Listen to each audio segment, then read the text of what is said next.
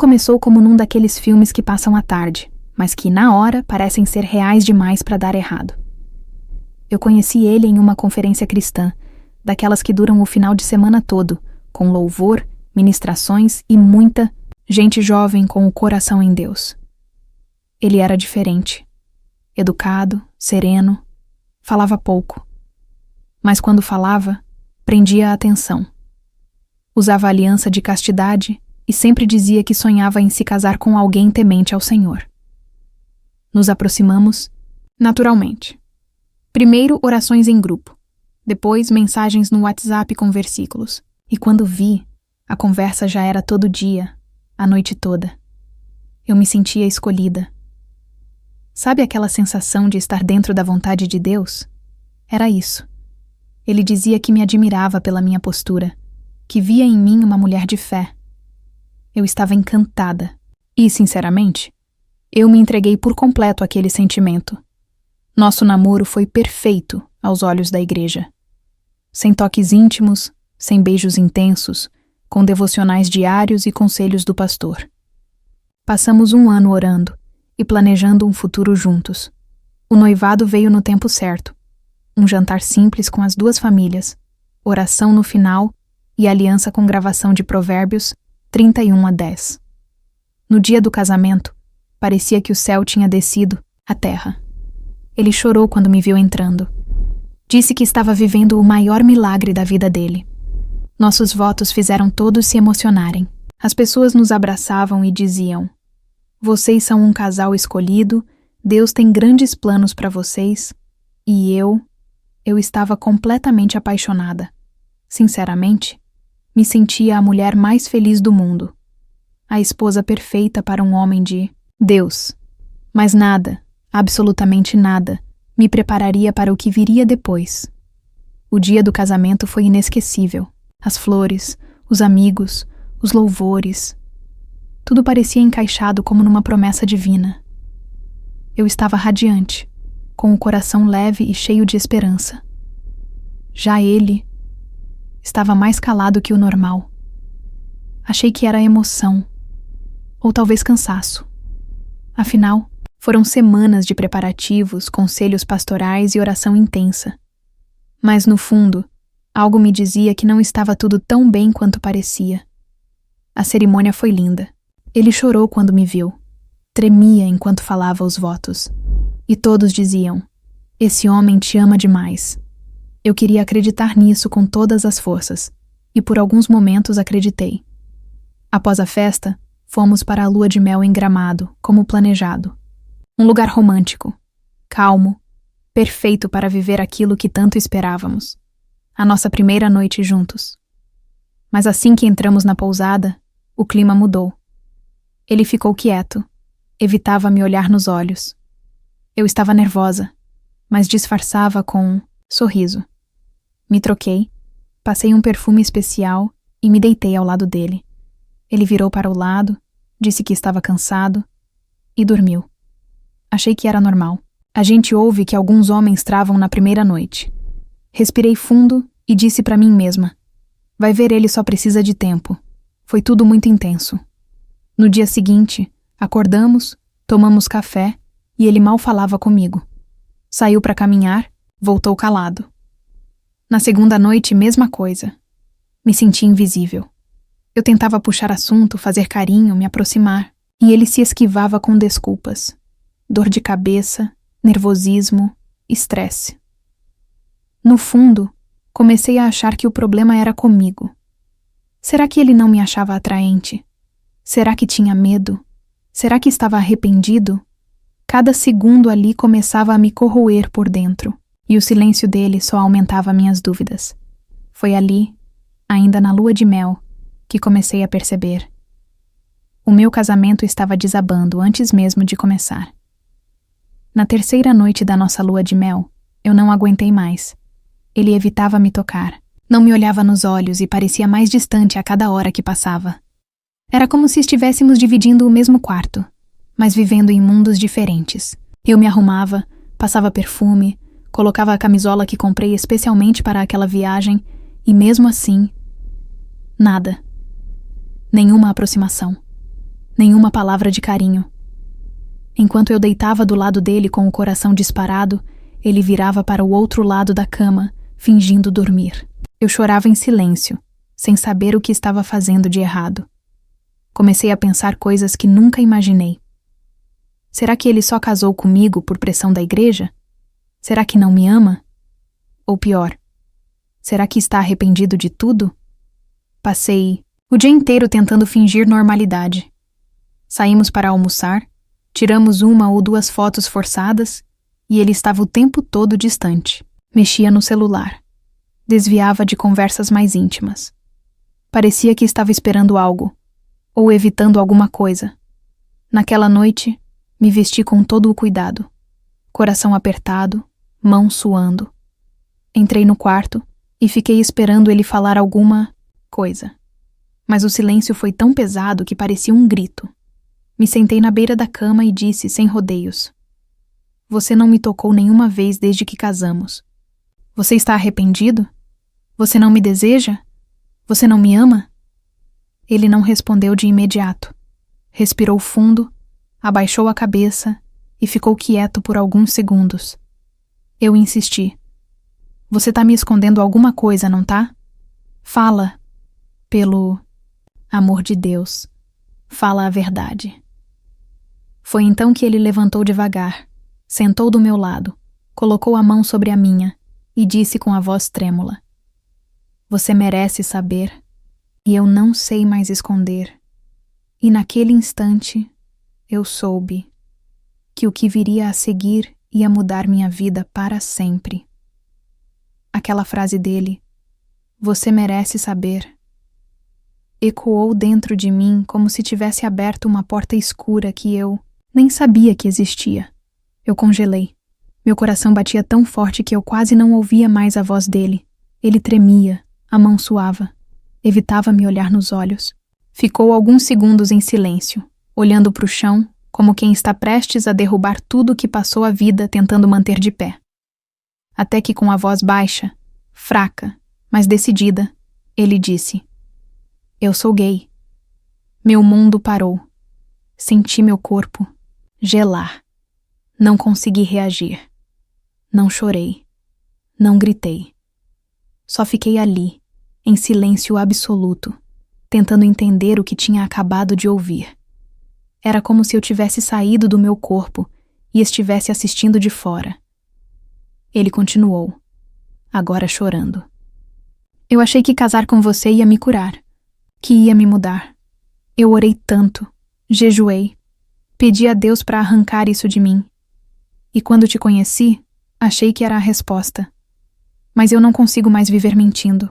Eu tentei. Juro que tentei." As palavras dele vinham como facas lentas. Cada frase era uma quebra. Cada lágrima dele, uma ferida nova em mim. Não era só sobre amor. Era sobre verdade. Sobre anos de dor escondida. E principalmente, sobre um casamento que nunca deveria ter acontecido daquele jeito. Eu só conseguia pensar: por que comigo? Por que agora? Por que no altar? Por que não antes? E mesmo com toda aquela dor, algo dentro de mim dizia: ele não era cruel. Ele era só alguém quebrado, tentando se consertar com as ferramentas erradas. Foi naquele instante que eu entendi. Nem todo o sofrimento vem da maldade. Alguns vêm do medo. Eu não soube o que responder. As palavras dele ficaram pairando no ar como se tivessem parado o tempo. Me senti pequena, frágil, como se tivesse acordado no meio de um pesadelo, só que de olhos abertos. A lua de mel, que deveria ser o começo da nossa vida a dois, tinha se transformado em um luto antecipado. Não chorei na hora, nem gritei, nem fiz cena. Fiquei em silêncio. Um silêncio que doía mais do que qualquer escândalo, porque era o silêncio de quem entendeu. Mas não queria aceitar, ele chorava do meu lado. Dizia que não queria me machucar, que tentou me amar como o homem ama uma mulher, mas que aquilo dentro dele não mudava, que ele pediu a Deus todos os dias para transformar isso, mas nunca aconteceu, e que agora, com o casamento consumado, ele se sentia o maior impostor da terra. Eu me sentia traída, mas não no sentido tradicional. Ele não me enganou com outra mulher. Ele me enganou com a esperança. Me fez sonhar com algo que ele sabia, que talvez nunca pudesse me dar. Naquele momento, sentamos no chão do quarto. Eu, com o vestido de dormir que comprei especialmente para ele. Ele, com os olhos vermelhos e a alma quebrada. Não falamos mais nada. Ficamos ali, encostados na parede, em silêncio. E foi naquele silêncio que, de alguma forma, eu percebi. Ele não era um vilão. Só era mais uma pessoa tentando fugir de si mesmo. A pior mentira não foi a que ele me contou. Foi a que contou para si mesmo, achando que casar comigo o faria deixar de ser quem ele era. Voltamos da lua de mel como dois estranhos com um segredo que ninguém mais sabia. No aeroporto, ele carregava as malas como um bom marido. Me dava passagem, abria a porta do carro. Por fora, estávamos casados. Mas por dentro, eu estava em ruínas. Não houve brigas, não houve escândalo. Só um silêncio profundo e um vazio no olhar. Eu sentia que o amor tinha morrido antes mesmo de viver. Nos dias seguintes, inventamos desculpas para adiar a recepção que faríamos para os amigos e parentes. Dizíamos que era cansaço, que íamos remarcar. Mas a verdade é que não sabíamos o que fazer. Ele dormia no sofá, eu chorava no quarto. Depois de uma semana, contei para minha mãe. Ela ficou em choque. Chorou, gritou, me perguntou como eu não percebi nada. A família dele não reagiu bem. Houve acusações, vergonha, culpa. Disseram que ele havia se contaminado com amizades erradas, que era falta de oração, influência maligna. Mas eu sabia que não era isso. Ele não era um monstro. Não era perverso. Era só um homem com medo. Medo de ser quem era. Medo de decepcionar Deus, a igreja, a família. Medo de nunca ser aceito. E por um tempo, ele acreditou que eu seria a salvação dele. E isso, talvez, tenha sido o erro mais cruel de todos. Um mês depois, ele saiu de casa. Não houve briga. Só um abraço longo, pesado, silencioso. Como quem diz, desculpa. Assinamos o divórcio 1 ano depois, e nunca mais nos vimos. Hoje, ele vive fora do Brasil. E eu carrego uma cicatriz que não sangra mais, mas ainda pulsa. Não por ódio, mas por tudo que poderia ter sido, e nunca foi. Depois que ele saiu de casa, a minha vida virou um eco. A casa estava em silêncio, mas dentro de mim, tudo gritava. Eu ainda acordava no meio da noite esperando ouvir ele no sofá, mesmo sabendo que ele já tinha ido embora. A aliança ainda estava na minha mão por costume, não por escolha. As pessoas me olhavam na rua com pena. Outras fingiam que não sabiam, mas todo mundo sabia. E o pior era que ninguém entendia a dor que eu estava sentindo, porque não era a dor de um casamento que acabou. Era a dor de uma ilusão que durou tempo demais. Eu não conseguia orar. Não conseguia ouvir louvor. As músicas que tocávamos no culto agora me davam gatilhos. Me sentia suja, enganada, burra. Comecei a me isolar. Faltava aos cultos. Me afastei de amigas. E toda vez que alguém me perguntava, como você está? Eu respondia sorrindo, tudo bem. Só para fugir do assunto.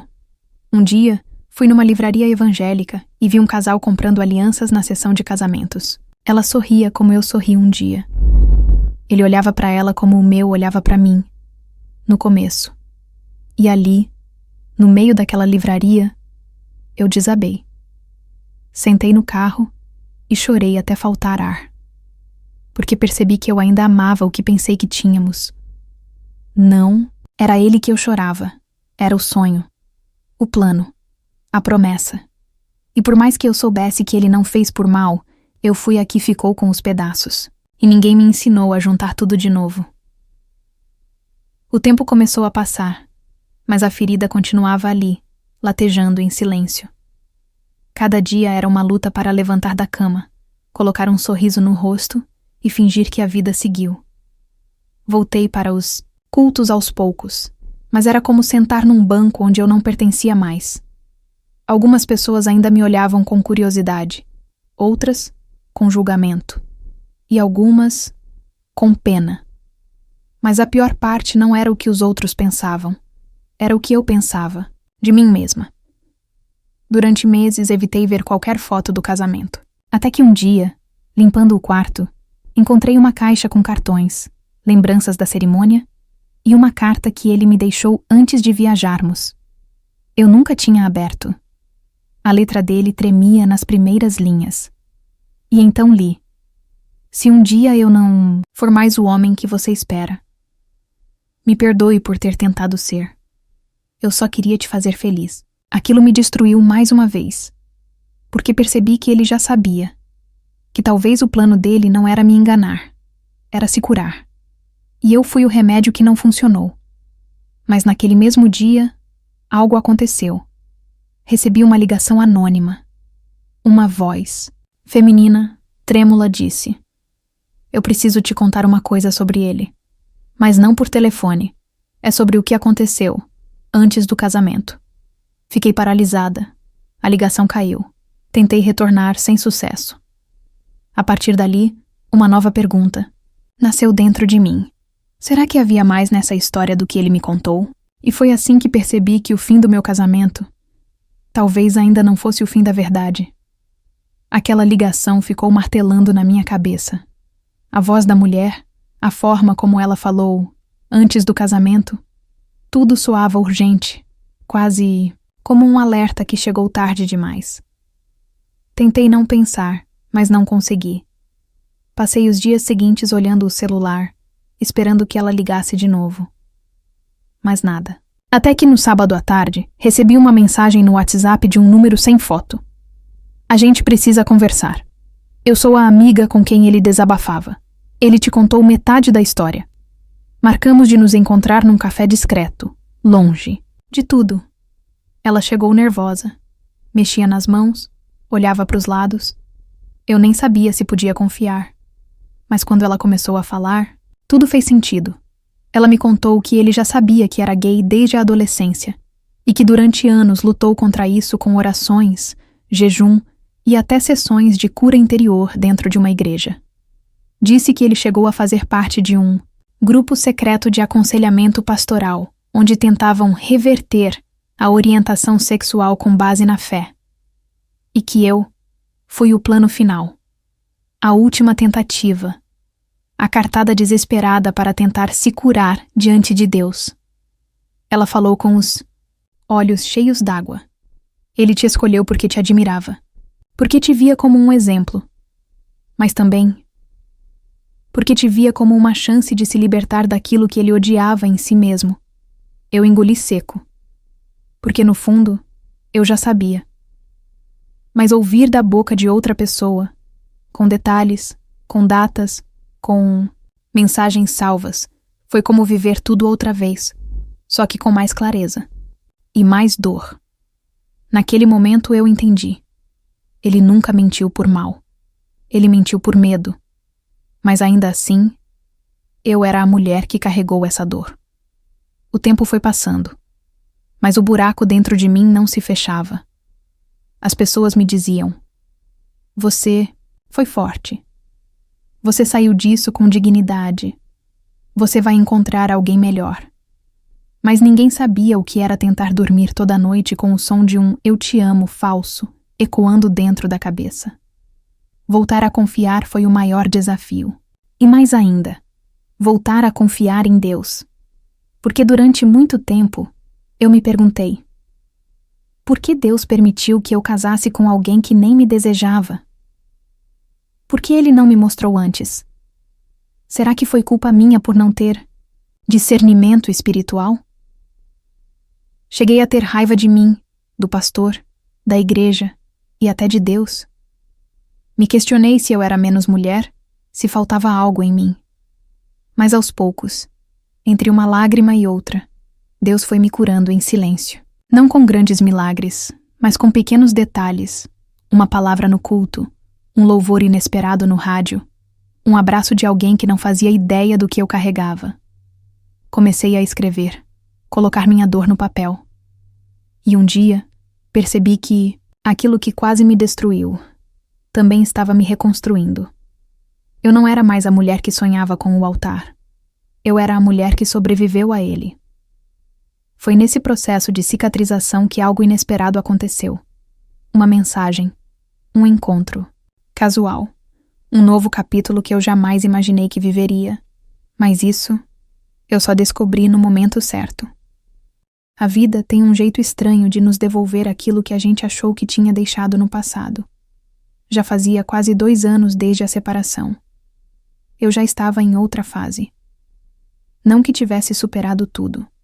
Certas cicatrizes nunca somem completamente. Mas pela primeira vez, eu respirava sem me sentir traída por isso. Foi num sábado de sol, indo ao centro da cidade resolver algo simples. Eu estava distraída, esperando para atravessar a rua, quando ouvi uma risada familiar.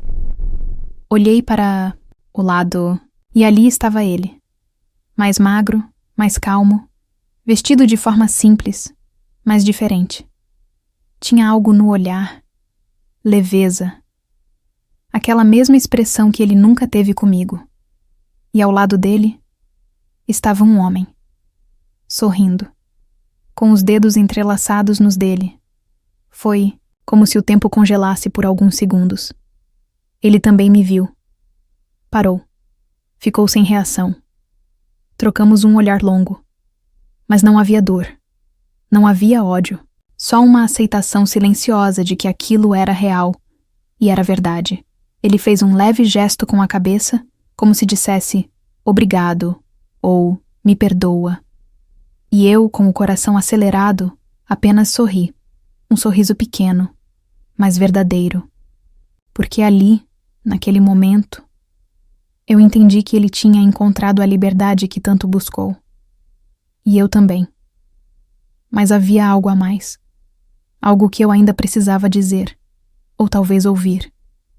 E como se o destino ainda não tivesse terminado sua parte, ele atravessou a rua e disse: "Você tem 1 minuto?" "Você tem 1 minuto?"